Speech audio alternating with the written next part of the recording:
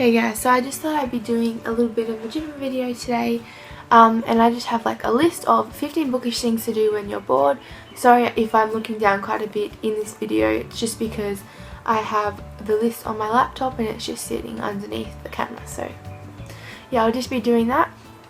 So I hope you enjoy. So number one is read a book. Obviously that would be the top thing that you could do. The list is bookish things to do when you're bored, so reading a book, read preferably a good book or one that you know or think you're really going to like. So the second tip is think of story / and or I guess book ideas. I like doing this obviously because I like writing and because I want to be an author, but I know plenty of people who don't want to do that as their job or profession but still really enjoy writing, and I think this is a great idea because you can just get all your thoughts out onto a piece of paper and be really creative, and no one else has to read it, it's just you. So the next one I have here is start or continue writing a book, which is sort of just the same as the second tip, but it's a bit different because it's writing a book. So you can start writing one or you can continue on, and I have written down here, pick a random book, read the first line, and with that line begin writing a story.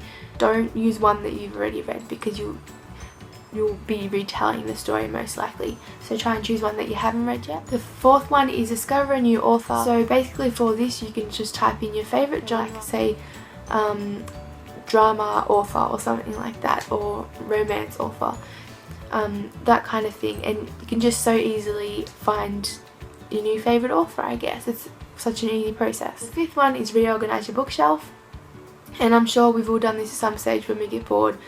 It's a really good thing to do and it's really easy, and I think that it's fun, and you can just reorganize it with colour or in height, I guess, which is what I do most of the time. Well, I try to do that anyway. Sixth one is listen to an ebook. I don't really like listening to ebooks that often, but it's always a good choice to do if you're into that sort of thing. Seventh one is go shopping online or in store. Go book shopping, sorry. That definitely relates to books. So buying a new book, which can sort of be a bad tip as well, because then you could just start buying too many books that you don't need or you don't need at that particular time. The eighth one is write fan fiction. I don't really do this at all because I just think it's a bit odd, but totally support anyone else who does it. It's just not my thing, but I know a lot of people write fan fiction and I think it's interesting to read, even ones that are really quite odd sometimes. The ninth tip is test yourself, so write down as many books from your shelves without looking at them. The 10th one is give some books you've read or will never read to a charity.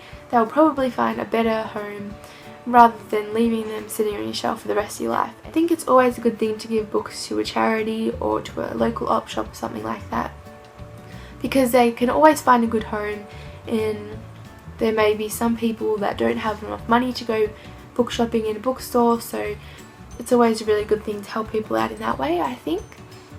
The 11th tip is find a new bookish blog to follow. So I think that blogs that relate to books are really interesting, and you can always find book reviews and stuff on. The 12th tip is watch booktubers on YouTube. I always love doing this. I always go through my subscription box and I always try and find the booktube videos first. I love watching all them kind of videos. I do love beauty sort of videos as well, but booktube ones are definitely my favourite. I love watching reviews and all that sort of thing. The 13th tip is write a review on a book you read. I know some people wouldn't think this is very fun at all, but it's my sort of thing. I like writing reviews on books. I think that it's always a good thing to do, and it's helping other people in the meantime as well, because they can see what you're saying about the book and maybe they'll want to read a book or not read it because of your views, I guess. The 14th tip is take as many quizzes that relate to books as humanly possible.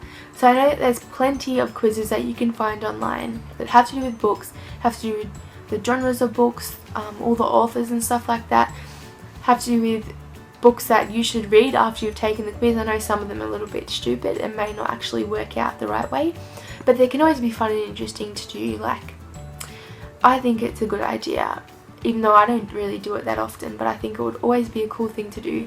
I'll put some links in the description if I remember to, or if I can. Finally, the last tip, the 15th one, is create a list of bookish things to do when bored, which I think is a pretty good thing to do, because this is definitely going to help me in the future when I'm bored, especially if I want to do something book related.